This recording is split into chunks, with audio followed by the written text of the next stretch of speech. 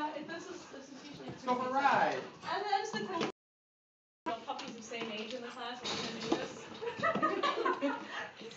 If they're still conscious. These guys will all sleep well tonight. Oh yes.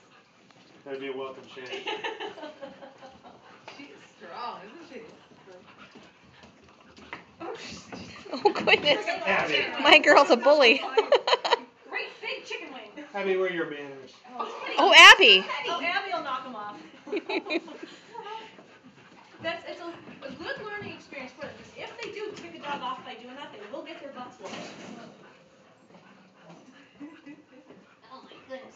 Actually, my hound dog's best friend growing up was a Great Dane, and he mounted her one day, and he's going to town. She just backed out from underneath him, and finally he stopped. He's like, "Where did she go?" It's like a big bark.